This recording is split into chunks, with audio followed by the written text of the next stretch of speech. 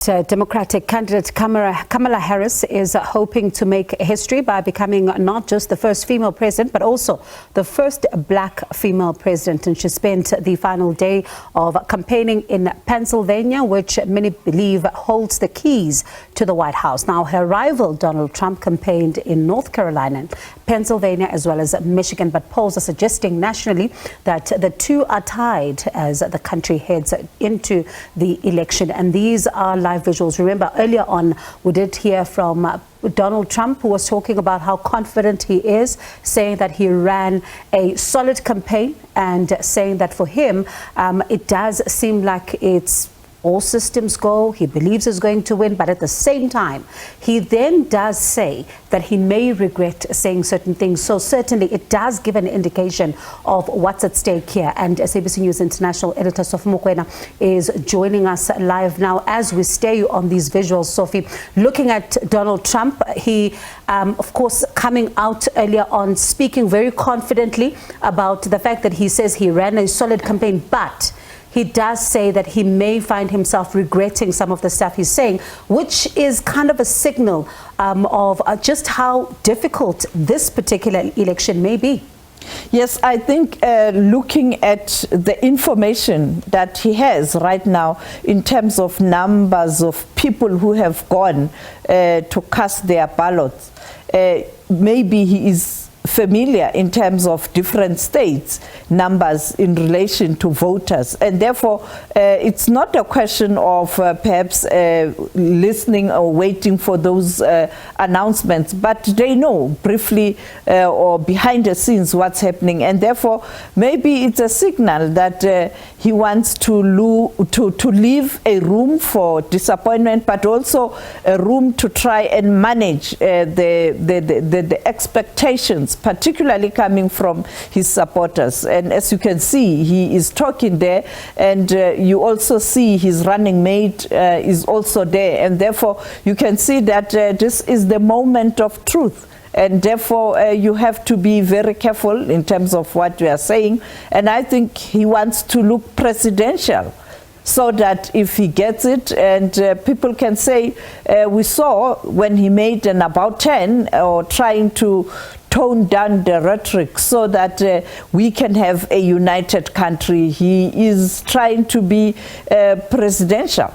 And he's not the only one who's feeling the pressure right now. Kamala Harris, yes, but also the American citizens themselves, because they do know what's at stake here. And they have a number of issues that they've been complaining about that they've now taken to the ballot papers. Yes, ordinary citizens, the voters, they do this because they have issues and they want those issues to be resolved. And therefore the anxiety will be there, because all of them, they would hope that their candidates will make it. And remember, this is a very important election, and therefore many people are saying that it will give an indication the trajectory in terms of the future of this powerful country, and also in terms of the economy of this country, also influenced globally. And when you look at the swing states, a swing state, what used to be a swing state as Florida, is now Republican. You then listen to Mitch, for example, Mitch McCann. We're in conversation with him a little earlier on, our correspondent who's in Michigan, who talks about the fact that in 2020, Biden enjoyed support here. But when you look at, what people have been saying over time, it does seem to be uncertainty on the ground right now that seems to be reigning. Now you think about these swing states where people, or even these two candidates, their parties would have enjoyed some kind of support. It may not be as cut and dry as it is right now. Well, let's take for an example Michigan, as you pointed out. Here you have quite a number of or a strong population and a number of votes in terms of people who are sympathetic to the Palestinian or to the Palestine cause. And therefore they are not happy about how Biden and the vice, Kamala Harris, handled the Middle East question. They've been pleading with the current administration to stop sending and supporting Israel, particularly in relation to the armaments. And therefore they didn't listen. And therefore the question is, what are they going to do? When Biden was campaigning at that time, there was no Middle East question. There was no Ukraine. And therefore, this is a difficult moment, particularly when you look at the minorities in that country. You have a situation also, on the other hand, the blacks in that state, you don't know what's on their mind and whether they will be sympathetic to the Palestinian cause and whether they will support Kamala. Kamala is part of Biden, and therefore it is going to be business as usual. And therefore it becomes very, very tricky in Michigan. And speaking about tricky, I know that later on there is that special elections broadcast where we will, of course, continue to monitor what is taking place in the United States. But there's another tricky situation that is unfolding. Heads of state from SADC are going to be meeting for an extraordinary summit in Zimbabwe from the 16th to the 20th. They're going to be discussing another tricky issue of the elections in Mozambique. Well, we knew that this was going to be a very difficult year on international front with all those elections in this calendar. And we knew that you have powerful nations going to elections and almost the entire globe going to elections, and therefore the stakes are high. Now, you see a situation in Mozambique where the opposition has refused to accept the results. As we speak, the leader of the opposition, Mondlane, is now in Europe. He spoke to foreign media, even making allegations that he was nearly killed while he was in South Africa last week. I knew that he was in South Africa. That's why we reported that he is in South Africa, but we couldn't locate him. We were able to locate one of the members of that party. You'd recall we spoke to him. And therefore, this is a moment for SADC to intervene. You know that the current chair of SADC is Zimbabwe, and therefore President Emmerson Mnangagwa is the chair of SADC.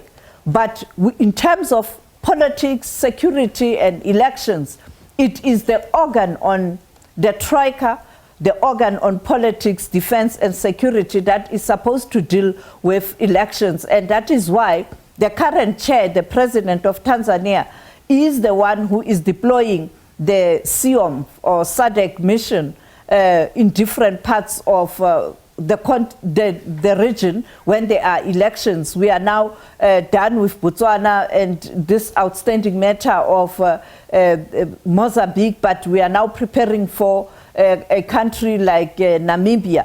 Therefore, because of the problem in Mozambique, I think they are trying to ensure that they are able to come up with the solution. Because you see, that country, Mozambique, is very, very delicate. You would recall that at some point in time, it was engulfed in a civil war between Frelimo and Renamo. And you know that the apartheid government, the regime, supported Renamo, and many people were killed. I mean, in those days, when you looked at buildings in Maputo, it was almost like a ghost town, and they have rebuilt their country. So you don't want to see Mozambique regressing or returning to that civil war. You are also dealing with a sensitive matter in Cabo Delgado region, where you have the insurgents that are destabilizing Mozambique, but also you know very well that it is a border between Tanzania and Mozambique, and therefore Tanzania is worried. And when you have a situation like this, where you have political instability, it's a fertile ground for insurgents. And therefore, this is a critical time for SADC to ensure that they move with speed before the insurgents use this opportunity to sow more divisions, as we have seen already people trying to point to the foreign forces that are in Cabo Delgado, very far from Maputo, trying to bring stability there, and they've done that with the help of the SADC contingent as well. Now you are going to have a situation where the people in Cabo Delgado will be running around, particularly women and children, because the insurgents will use this tension and this standoff to put, their foot up front, and also to send a message to the government of Mozambique. Yeah. So I think it will be stupid for the opposition to use Cabo Delgado to rally support, because if they win at some point in time, they will have to deal with this problem.